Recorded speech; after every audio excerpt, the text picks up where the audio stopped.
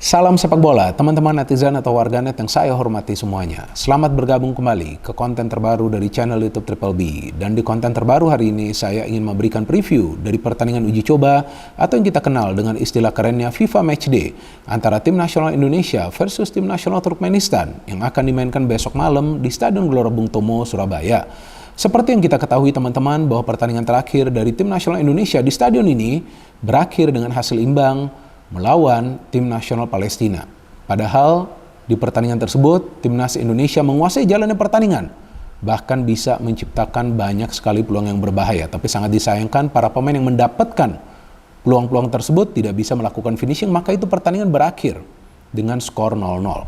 Dan pertandingan terakhir dari timnas Indonesia seperti yang juga sama-sama kita ketahui di sebuah pertandingan uji coba adalah melawan sang juara dunia, timnas Argentina, yang berakhir untuk kemenangan timnas Argentina dengan skor 0-2. Tapi secara permainan timnas kita gak buruk juga kan. Kenapa? Karena para pemain memahami apa yang perlu mereka lakukan di atas lapangan. Artinya para pemain bermain secara taktis. Jika para pemain bisa bermain secara taktis, artinya mereka memahami game plan dari sang pelatih Shin Tae-yong. Jadi seperti yang saya selalu katakan teman-teman, bahwa taktiklah yang bisa menyatukan para pemain di atas lapangan. Nah contohnya, di SEA Games, timnas Indonesia U23 kan pada saat itu bermain kompak kan? Kita lihat bisa mendapatkan medali emas.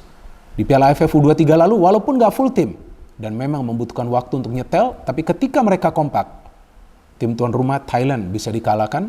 Kemudian di final sebetulnya kita mendominasi jalannya pertandingan lawan Vietnam. Dan kita kalah melalui adu penalti. Jadi sangat penting bagi para pemain itu untuk bermain mengandalkan intelijensia. Jadi mereka harus paham apa yang perlu mereka lakukan pada momen yang tepat. Jadi ketika lagi build up serangan nih, nah jangan juga terburu-buru untuk memberikan umpan. Nah itu yang selalu Coach Shin Tae-yong katakan kan, bahwa decision making atau pengambilan keputusan itu harus pada momen yang tepat. Dan para pemain tidak boleh ragu-ragu. Artinya apa? Para pemain harus berani mengambil keputusan. Jangan takut. Apalagi di sebuah pertandingan uji coba harus bermain dengan lepas. Karena ini sebuah pertandingan uji coba, hasil akhir itu bukan merupakan prioritas, walaupun targetnya tentu adalah untuk meraih kemenangan. Tapi kan hasil akhir itu bukan prioritas. Prioritasnya apa? Untuk membentuk chemistry di antara para pemain dan mempertahankan chemistry tersebut. Dan bagi sang pelatih, Shin Tae-yong juga untuk memberikan kesempatan kepada pemain-pemain yang jarang membela atau mendapatkan menit bermain, membela tim nasional Indonesia. Kan kita tahu ada juga beberapa pemain baru yang dipanggil. Nah kemungkinan juga Coach Shin Tae-yong akan memberikan menit bermain bagi mereka.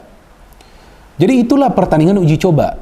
Yang pertama adalah untuk mempertahankan chemistry di antara para pemain, dan yang kedua untuk membentuk yang namanya winning mentality. Maka itu targetnya itu adalah selalu untuk meraih kemenangan.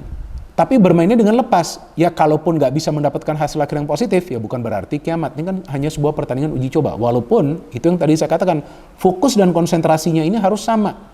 Seperti sebuah pertandingan resmi, agar mental dari para pemain ini tetap terbentuk menjadi mental yang kuat, mental yang selalu ingin meraih kemenangan. Dengan demikian motivasi dan determinasi mereka akan tetap sama. Apakah itu di sebuah pertandingan resmi atau sebuah pertandingan uji coba. Dan yang menariknya nanti kan, di babak kualifikasi AFC U23, timnas Indonesia U23 juga akan berhadapan melawan tim nasional Turkmenistan. Kalau nggak salah itu pada tanggal 12 September ya. Jadi ini menarik nih. Ya seri pertama dimulai besok. Nah ini juga sangat penting bagi para pemain. Kenapa? Karena mereka harus bisa kembali nyetel, harus bisa memberikan yang terbaik bagi timnas Indonesia. Walaupun ini lagi-lagi saya ulangi adalah sebuah pertandingan uji coba, tapi mereka harus bisa membentuk chemistry di antara mereka supaya nanti ketika mereka bermain lagi, nah mereka tidak akan membutuhkan waktu lama untuk bisa menyatu di atas lapangan, karena nanti timnas Indonesia senior teman-teman akan bermain di pertandingan-pertandingan kualifikasi Piala Dunia, dan kemudian di awal tahun depan main di Piala Asia. Nah artinya pertandingan besok itu juga penting. Dan memang lawannya Turkmenistan bukan merupakan tim yang kuat. Ya kalau dari segi ranking FIFA memang mereka berada di atas kita ya. Tapi kan yang selalu saya katakan, ranking FIFA ini tidak bisa dijadikan patokan.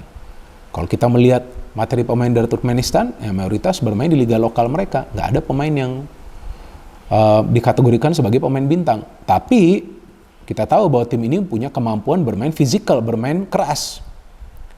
Dan juga mereka punya kemampuan merancang sebuah counter yang cepat karena para pemain mereka mengandalkan kecepatan dan juga akan ada banyak umpan-umpan silang yang masuk ke kotak penalti pertahanan dari tim nasional Indonesia. Jadi ya di sebuah pertandingan uji coba inilah para pemain akan bisa membenahi kekurangan mereka ya teman-teman. Dan saya juga harapkan Coach Sintayong akan memberikan menit bermain kepada pemain-pemain yang baru dipanggil ya seperti Wahyu Pras. Ya saya pikir gak ada salahnya juga dia diberikan kesempatan bermain. Kalau bisa Doni Tri Pamungkas juga bermain di wing nggak masalah. Jadi mental mereka nanti mulai terbentuk. Zaki Ashraf juga. Dan kalau bisa penjaga gawang dicoba juga Reza Arya kan. Masih muda juga usianya. Dia sudah sebelumnya juga dipanggil tapi dia belum turun membela tim nasional Indonesia. Saya pikir nggak ada salahnya juga untuk memberikan dia peluang. Karena yang ingin dilihat adalah progres dari para pemain tersebut. Setelah sekarang kita tahu Liga 1 sudah berjalan kan. Kalau nggak salah sudah 11 pekan ya dari Liga 1 saya juga lupa. Nah ya ini adalah momen yang penting bagi Coach Sintayong untuk melihat progres dari para pemain. Dan juga kita tahu ada beberapa pemain keturunan kan. Nah saya harapkan Sandy Walsh ya jangan sampai nanti ada berita bahwa dia kembali cedera atau dia tidak fit ya. Saya harapkan dia bisa bermain di pertandingan besok. Saya juga ingin melihat dia bermain di lini pertahanan dengan Jordi Amat. Kemudian kita lihat di tengah ada Marklock yang bisa bermain di depan karena Dimas Derajat cedera. Ya saya pikir kemungkinan adalah Dendi Sulistiawan yang akan turun ya teman-teman. Saya harus lihat list pemainnya ya. Sayangnya Yance Sayuri, Yakob Sayuri, dan Dimas Derajat ya.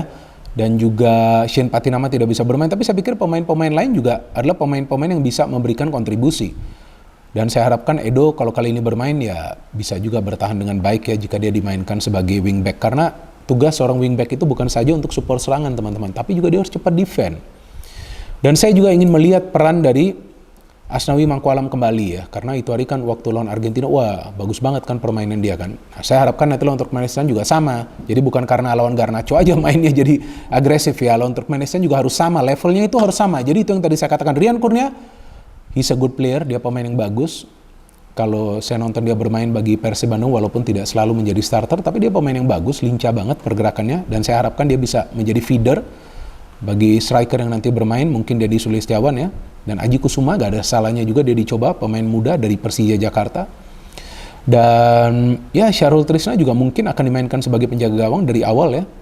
Nah artinya ini kita punya pemain-pemain yang sebetulnya secara teknik ini juga bagus. Egy sudah kembali kan. Nah kita lihat sekarang Egy sudah kembali seperti apa performanya. Kan dia kan cukup lama absen ya.